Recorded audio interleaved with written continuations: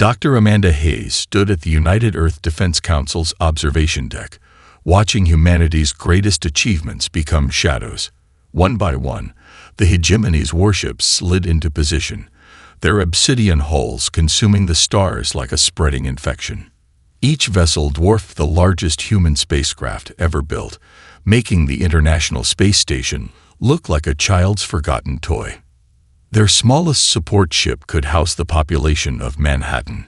General Rodriguez muttered beside her, his weathered face reflecting the dim glow of tactical displays. And we're counting 37 capital ships now. Hayes brushed a strand of brown hair from her face, her green eyes fixed on the mathematical beauty of the alien formation. The hegemony fleet moved with impossible precision, each ship maintaining distances measured in millimeters despite their cosmic scale. Earth's orbital defense platforms, or Like's work before the Titan Initiative, looked absurdly primitive in comparison, like stone spears against a nuclear arsenal. The council chamber fell silent as the main screen flickered to life. High Commander Zextal appeared, his crystalline skin refracting light in hypnotic patterns. 4 eyes, arranged in a diamond pattern, studied the assembled human leaders with the casual interest of someone observing insects. When he spoke, his words carried the weight of absolute authority. Children of Earth, the translation matrix rendered his harmonic tones into English. Your species has attracted the attention of the galactic hegemony.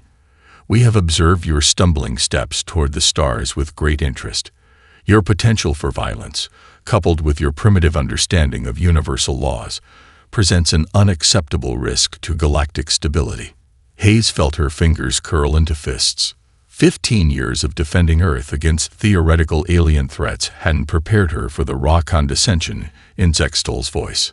Therefore, the alien continued, "We offer you a choice born of mercy. Submit to hegemony protection and guidance, and we will shepherd your species toward enlightenment at an appropriate pace. Refuse, and we will be forced to ensure Earth never threatens the greater galaxy." President Chen rose from her seat, her ceremonial uniform stark against the darkness. The United Earth government welcomes peaceful dialogue with the hegemony. However, we reject any ultimatum that demands our submission. Earth is a sovereign world, and humanity will chart its own course among the stars. Zextal's upper eyes narrowed, the equivalent of a patronizing smile. Your courage is noted, if misplaced. Perhaps a demonstration will help you understand your situation. He gestured off-screen. Target their lunar defense station. Hayes lunged toward the tactical display, raising shields on Lunar Base Alpha. A beam of light, so bright it turned night to day across Earth, lanced from one of the smaller hegemony vessels. It passed through the station's shields as if they didn't exist. In less than a second, humanity's greatest off-world achievement became an expanding cloud of superheated vapor. Your shield technology, Zextal observed, relies on a fundamental misunderstanding of quantum field manipulation, like children playing with forces beyond their comprehension. Hayes stepped forward, her voice steady despite the rage building in her chest. Then perhaps we should demonstrate the Titan Initiative. For the first time, Zextal's perfect composure cracked. All 4 eyes blinked in rapid succession, and his crystalline skin rippled with colors that the translation matrix interpreted as amusement. You refer to the energy signature we detected beneath your ocean, the one your people believe you've kept hidden. The alien commander's laughter filled the chamber, a sound like breaking glass and dying stars. Please, activate this Titan of yours. It will be educational for your species to witness the full technological gap between us.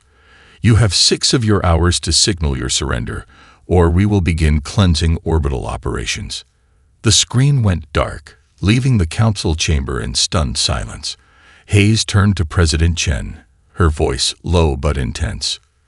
Permission to initiate Project Thunder. The president's eyes met hers, understanding passing between them. They both knew the Titan wasn't ready, that the neural interface could kill its pilot, that they were betting everything on a technology even its creators didn't fully understand. Permission granted, President Chen whispered. God help us all. Hayes nodded and turned toward the exit. Behind her, she heard General Rodriguez mutter, "They're right about one thing. This will definitely be educational." The Mariana Research Facility existed in a realm of perpetual midnight, 6 miles beneath the Pacific Ocean, where pressure could crush a nuclear submarine like an aluminum can. Humanity had carved out its greatest secret. Dr. Amanda Hayes stood in the primary observation chamber, watching streams of what looked like liquid starlight pulse through transparent conduits. "The quantum field readings are off the charts," Dr. Marcus Reynolds reported, his dark fingers dancing across holographic displays. Whatever the hegemony did to Luna Base, it sent ripples through the dimensional substrate, the Titans responding to it. Hayes pressed her palm against the reinforced viewing window. Beyond it, suspended in a massive spherical chamber, the Titan took shape. It was beautiful in a way that defied conventional physics, a humanoid form composed of shifting darkness and crystallized light, its surface rippling like the event horizon of a black hole. 15 years, she whispered. 15 years since we found that crashed scout ship in the Gobi Desert. Everyone else wanted to reverse engineer their tech, to copy their weapons and shields. But we saw something they missed. Reynolds nodded, remembering those early days. Their technology was too linear, too confined by what they thought was possible. But that ship's quantum core showed us there were other paths. The chamber's doors hissed open as Colonel Sarah Martinez strode in, her combat boots echoing on the metal floor. "Hegemony ships are moving into strike positions. First wave will hit our coastal cities in 4 hours. Please tell me the impossible weapon is ready for deployment." Hayes turned from the window, facing her old friend. "The Titan itself is stable. The neural interface is another matter." She gestured to a row of status monitors, showing failed simulation after failed simulation. "We've run 10,000 virtual pilots through the system. 90% flatline within seconds. The human brain isn't meant to perceive reality from multiple dimensional vectors simultaneously. And the 10% that survived?" Martins asked. "Survived isn't the right word." Reynolds pulled up a holographic representation of a human nervous system slowly unraveling like cotton candy in the rain. "The interface doesn't just connect to the pilot's brain. It rebuilds it. Those who don't die immediately begin to transcend normal human consciousness. They become something else." Hayes walked to the center of the room where a silver chair waited, its surface crawling with networks of quantum circuitry. "The integration throne," she explained. "Originally, we thought we could build an AI to control the Titan. But true artificial intelligence thinks too linearly, just like the hegemony. We needed something messier, something that could embrace impossibility. We needed human intuition merged with quantum computing," Reynolds continued. "A consciousness that could reach beyond conventional physics and reshape reality through pure will. But the price." He trailed off, looking at the chair with undisguised fear. Martinez's tactical tablet chimed. 3 hours, 50 minutes until orbital bombardment begins. How long would it take to find a pilot with the right psychological profile? "We already did." Hayes sat in the integration throne, causing the quantum circuits to pulse with inner light. Every simulation showed the same thing. The only viable candidates are the ones who helped create the system. We understand it at a fundamental level. Our brains are already primed for the transformation. "Amanda." "No." Reynolds stepped forward. "You're the project director. We need you to." "To what?" Hayes interrupted. "To watch from a safe distance while someone else dies trying to save humanity. To hide in this hole while our cities burn." She began connecting neural leads to her temples with practiced precision. "The hegemony thinks we're children playing with forces beyond our comprehension. They're half right. We are playing with forces beyond comprehension. But that's what makes us human. We see the impossible and think, why not?" Martinez gripped Hayes' shoulder. "The neural interface is permanent. Even if you survive, you'll never be the same." Hayes looked up at her friend, a fierce smile crossing her face. "Humanity will never be the same after today. That's rather the point, isn't it? Now, start the integration sequence. Let's show the hegemony what happens when the children decide to break their parents' rules. Reynolds moved to the control station, his hands trembling slightly. Above them, through miles of ocean and atmosphere, humanity's greatest vessels burned in orbit.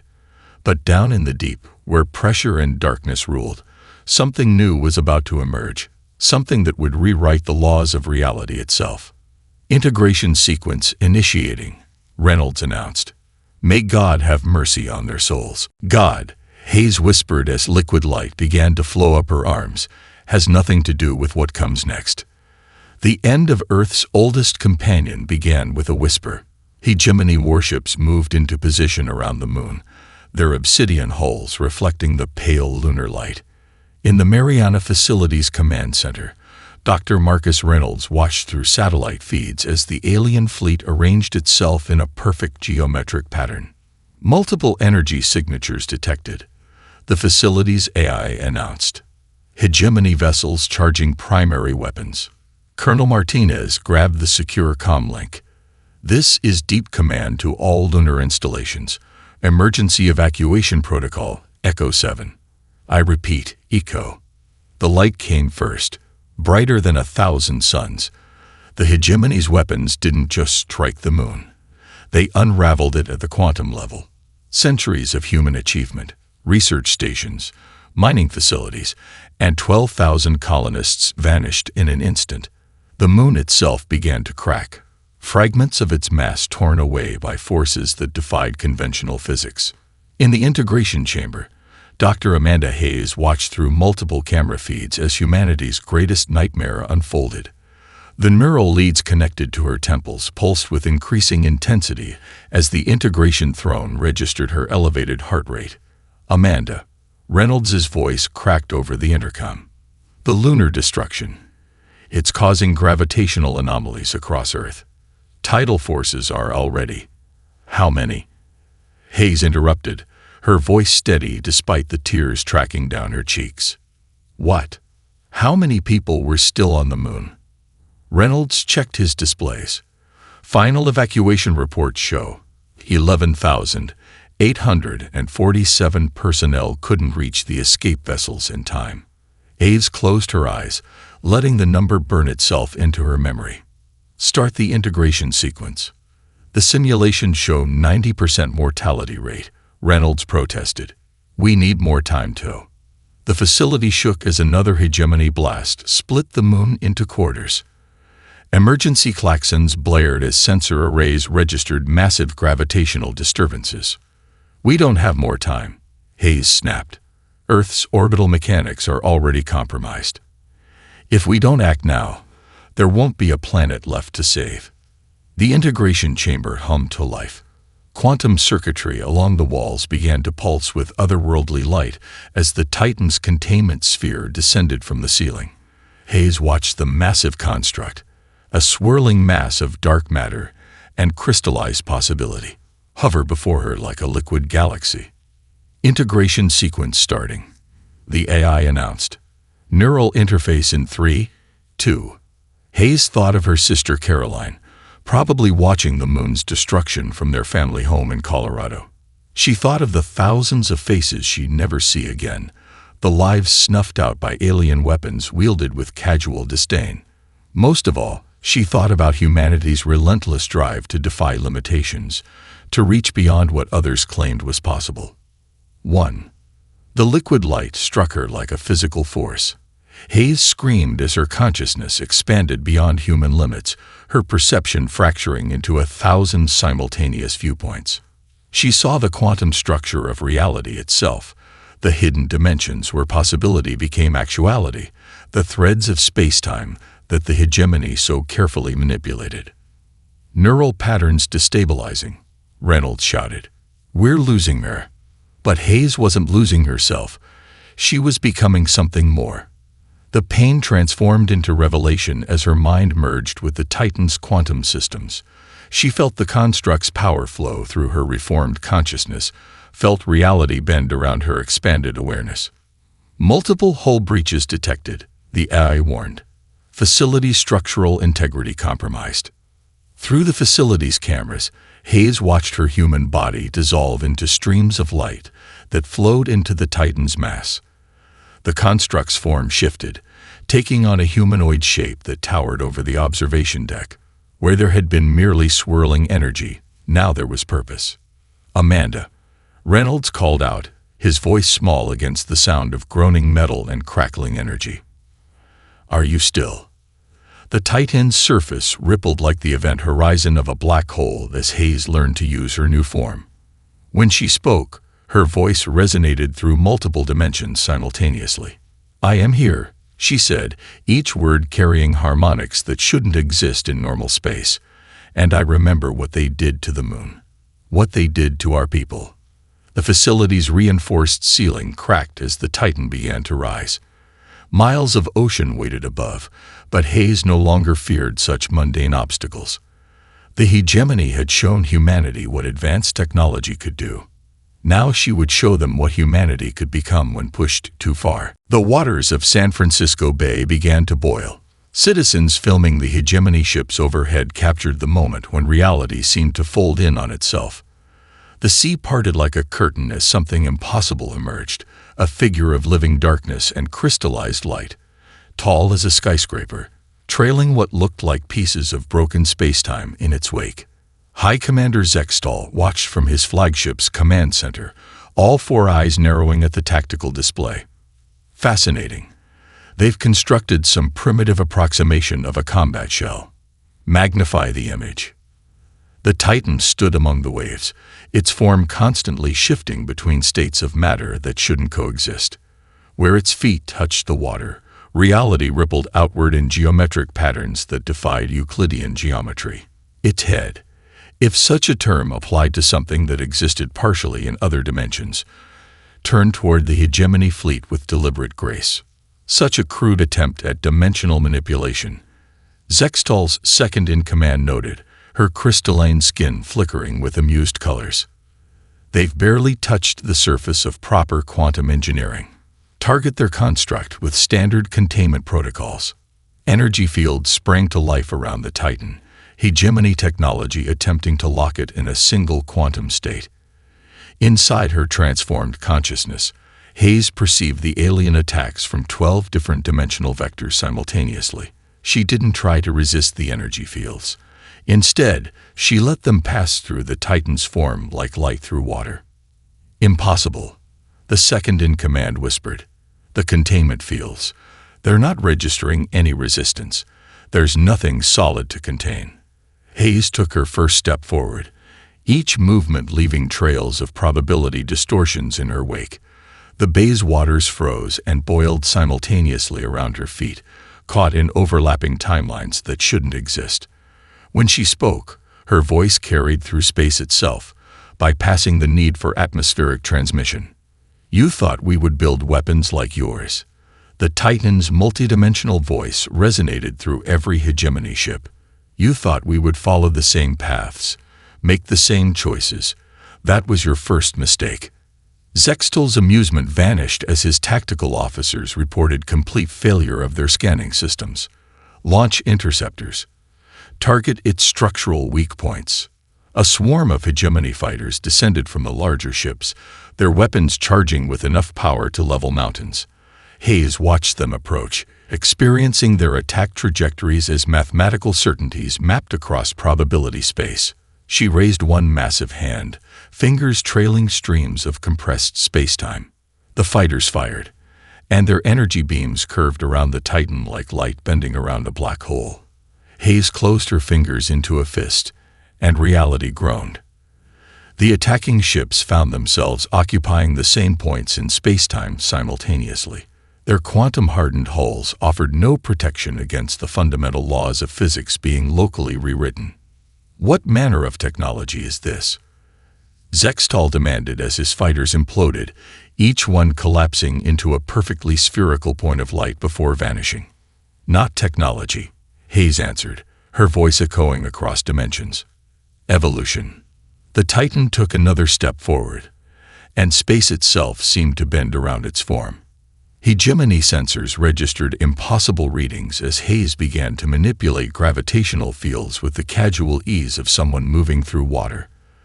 Their most advanced shields, designed to stop any known form of energy or matter, might as well have been tissue paper against an entity that could simply step sideways through higher dimensions. "Full barrage," Zextal ordered, his crystalline skin darkening with fear. "All ships, concentrate fire." The sky lit up as dozens of hegemony capital ships unleashed their main weapons. The combined energy output could have cracked a planet. Hayes raised both arms, and where her fingers traced patterns in the air, reality followed new rules.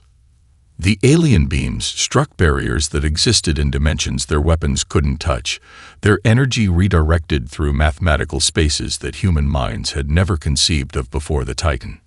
In the United Earth Defense Council chamber, the assembled leaders watched in awe as their greatest enemy's weapons proved useless against what they had created. General Rodriguez allowed himself a small smile as he remembered Zextal's earlier mockery. "You were right about one thing," he muttered, watching the Titan begin its advance toward the hegemony fleet. "This is definitely proving educational, just not in the way you expected." "Deploy the planet breaker," High Commander Zextal ordered, his crystalline form vibrating with barely contained rage. "Let them see what true power looks like." The hegemony flagship split open like a blooming flower of darkness and light, revealing a weapon that had ended civilizations. A sphere of contained antimatter, large enough to erase continents, pulsed with deadly potential. Watching through her expanded consciousness, Hayes perceived the weapon's quantum structure as an intricate lattice of possibility and destruction. "Target their construct," Zextal commanded. "Full power." The planet breaker fired, its beam cutting through Earth's atmosphere like a sword through silk. In the Defense Council chamber, screens cracked and systems overloaded from the sheer energy output. General Rodriguez grabbed the emergency comlink. "Deep command to Titan. Amanda, get out of there. That beam has enough power to." Hayes reached out with one massive hand, reality warping around her fingers. The antimatter beam struck what looked like a web of crystallized time, its deadly energy spreading out across probability spaces that shouldn't exist. Inside her transformed consciousness, Hayes experienced the weapon's power from 1,000 angles simultaneously. Fascinating. She broadcast across all frequencies, her voice carrying harmonics that made hegemony sensors spark and die. "You've managed to contain antimatter using gravitational fields, but you never considered." The Titan's fingers closed around the beam like someone catching a softball. The assembled energy, enough to shatter planets, compressed into a sphere of infinite density that floated above Hayes's palm. Reality bent around it as she examined the weapon from dimensions the hegemony had never imagined. "You never considered that matter and antimatter are just different perspectives of the same underlying structure," Hayes continued. "Let me show you." With a gesture that ignored conventional physics, she inverted the sphere's quantum state. The compressed antimatter transformed into a new form of matter that shouldn't exist, a crystalline substance that glowed with inner light and cast shadows in directions that hurt to look at. Zextal's tactical officers backed away from their stations as their instruments registered the impossible. "High Commander," his second-in-command whispered, "the construct. It's not just manipulating energy. It's rewriting the fundamental laws of." Silence. Zextal's skin flashed with colors of rage and fear. "Deploy temporal stasis fields. Lock that abomination in a single moment of time." Dozens of hegemony ships activated their most sophisticated defense systems, generating a bubble of frozen time around the Titan. For a moment, Hayes felt the pressure of temporal forces trying to lock her into a single quantum state. Then she laughed, a sound that resonated through subspace and made reality shiver. "Time is just another dimension to navigate," she explained as she turned the stasis field inside out. The bubble inverted, trapping Zextal's flagship in an accelerated temporal zone. The assembled council watched in awe as the mighty vessel aged 10,000 years in seconds, its quantum-hardened hull crumbling to dust, that scattered across probability space. Multiple hegemony vessels retreating. The Defense Council's AI reported. Enemy fleet formation breaking down. Through the Titan's enhanced senses, Hayes tracked the alien ships as they fled, their once perfect formation dissolving into chaos. She could feel their terror radiating across dimensional barriers, not just fear of defeat, but existential dread at encountering something that broke all their understood laws of reality. But one ship wasn't retreating. A massive cruiser, bristling with weapons that could crack moons, accelerated toward San Francisco. Hayes recognized the desperation in the maneuver. If they couldn't defeat the Titan, they would at least ensure Earth's greatest city burned. Your weapons rely on understood principles, Hayes broadcast as she moved to intercept, her massive form flowing through space like liquid starlight. Your shields depend on predictable laws, but humanity's greatest strength. She reached out, not with the Titan's physical form, but with strands of probability woven through higher dimensions. The hegemony cruiser found itself trying to exist in multiple timelines simultaneously. Its shields, designed to stop energy and matter, offered no protection against an attack that came from outside reality itself.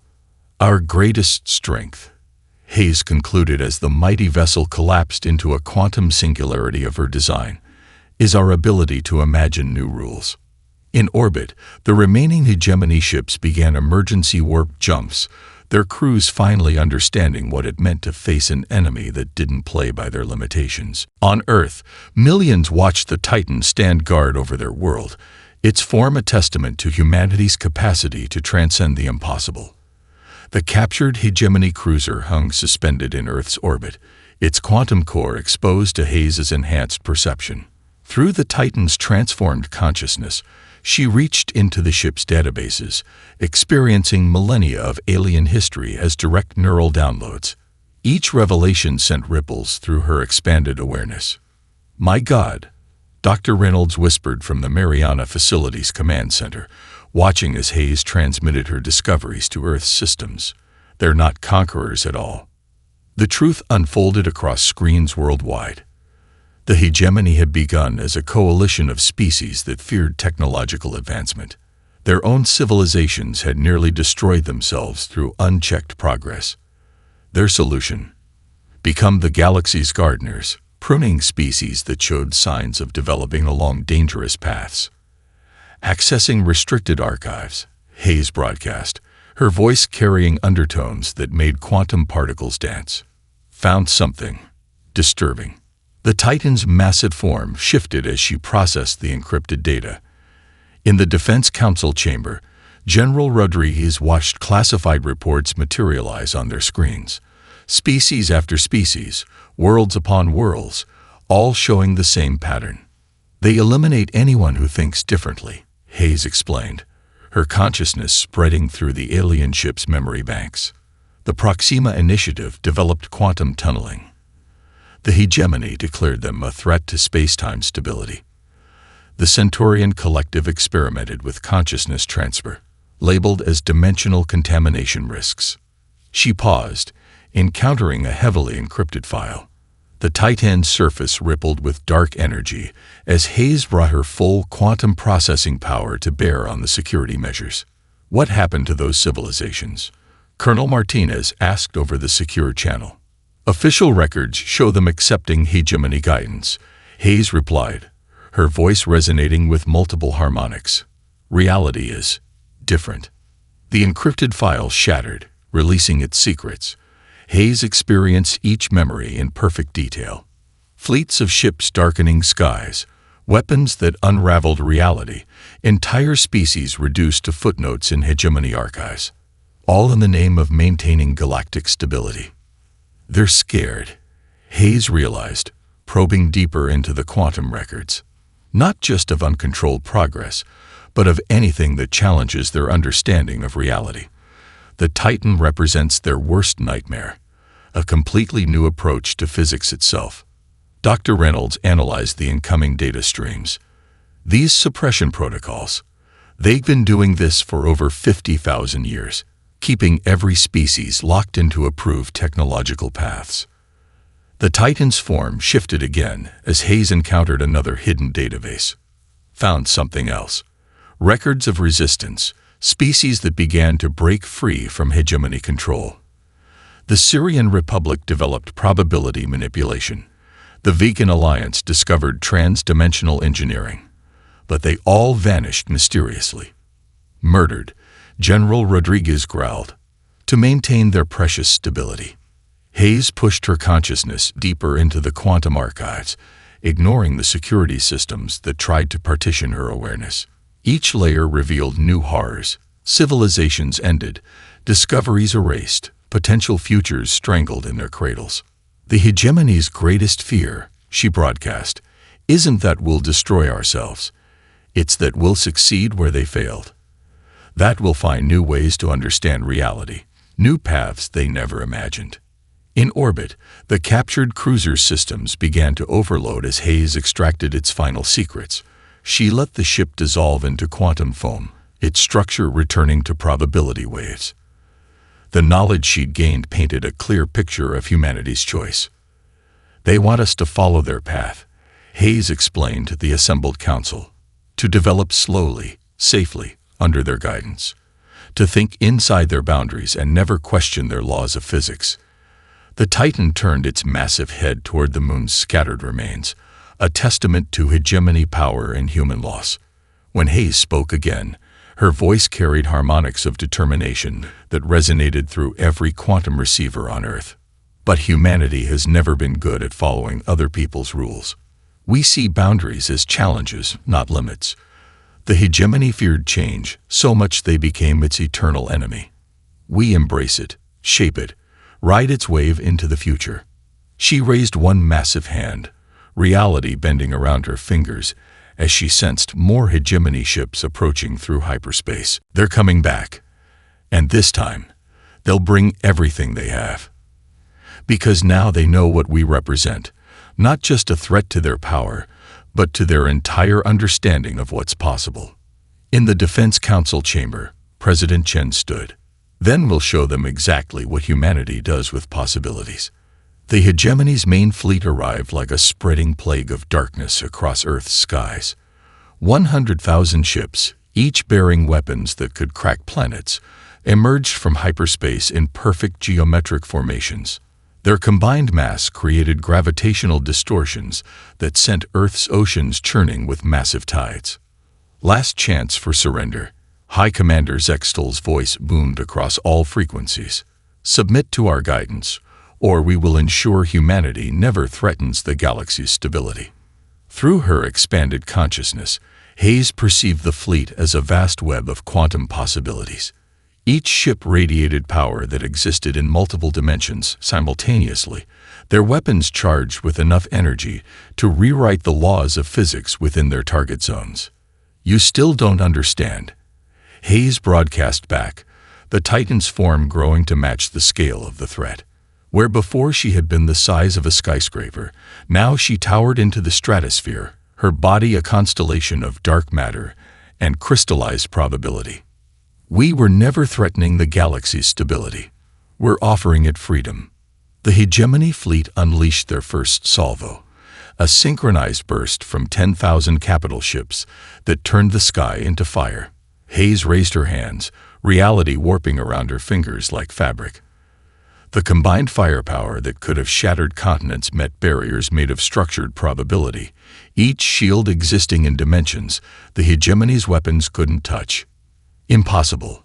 Zextal snarled as his sensors registered the complete failure of their attack. All ships deploy quantum disruptors. Lock down every dimensional vector. The alien fleet shifted formation, creating a perfect dodecahedron of overlapping fields designed to trap the Titan in normal spacetime. Hayes felt the pressure of reality trying to constrain her movements, trying to force her to play by the hegemony's rules. She laughed instead. The sound carried through vacuum and subspace, making quantum particles dance in its wake. Let me show you what happens when humanity stops trying to copy your methods and starts inventing our own. The Titan's form flowed like liquid starlight, each movement creating geometric patterns of destruction across spacetime. Hayes didn't fight against the quantum disruptors. She simply chose to exist in spaces their technology couldn't reach. Hegemony ships found their carefully maintained formation broken as chunks of reality phase shifted around them. "Target their command ships," Zextal ordered, his crystalline skin flashing with patterns of desperate fury. "Full power to the null space generators." Hayes watched the energy build up through her quantum-enhanced senses. The hegemony's greatest weapons began to tear holes in spacetime itself, attempting to banish the Titan to a dimension of absolute nothingness. The attacks came from all directions, each burst calculated to seal off every possible escape route. But Hayes had transcended such linear thinking. The Titan's form separated into geometric patterns that shouldn't exist, each fragment moving through probability spaces that the hegemony science couldn't comprehend. Where their weapons created void, she wrote new laws of physics. Where they tried to impose order, she introduced beautiful chaos. "Your greatest weakness," Hayes broadcast as she danced through their fleet, her movements leaving trails of broken spacetime, "is believing that reality must follow rules. Humanity's strength is knowing when to break them." The battle transformed the solar system. Planets shifted in their orbits as gravitational forces wavered. Light itself bent in impossible ways as Hayes demonstrated the full scope of human potential. The hegemony's fleet, for all its overwhelming numbers, found itself fighting an enemy that simply refused to be bound by conventional physics. "We've locked onto their quantum signature," Zextal's second-in-command reported, initiating total erasure sequence. The alien fleet's combined power focused into a single point, creating a beam of pure possibility denial that would have unwritten any normal object from reality itself. Hayes met it head-on, the Titan's hands spreading wide, as she caught the energy between her palms. "You tried to write the rules of reality," she said, her voice carrying through dimensions the hegemony didn't know existed. "We chose to read them instead, to understand them, and then imagine new ones." With a gesture that defied description, Hayes turned their attack inside out. The energy meant to erase her instead became a catalyst for transformation. Reality rippled outward from the Titan in waves of quantum reformation, each pulse rewriting the possible into the actual. The mighty hegemony fleet found itself trapped in spaces between conventional dimensions, their ships caught in geometries that their science said couldn't exist. Their weapons, designed to manipulate known forces, proved useless against an entity that could simply step sideways through probability itself. 3 months after the Battle of Earth, Dr. Amanda Hayes stood before the assembled representatives of 20 alien civilizations. The Titan's form, now perfectly controlled to human scale, still rippled with dark matter and crystallized light. Through her expanded consciousness, she could sense the mixture of fear and hope radiating from the gathered species. "The hegemony told us there was only one path to the future," she began, her voice carrying harmonics that made reality sing. "They claimed to protect us from our own progress, but they really protected themselves from change." The holographic displays showed the transformation spreading across the galaxy.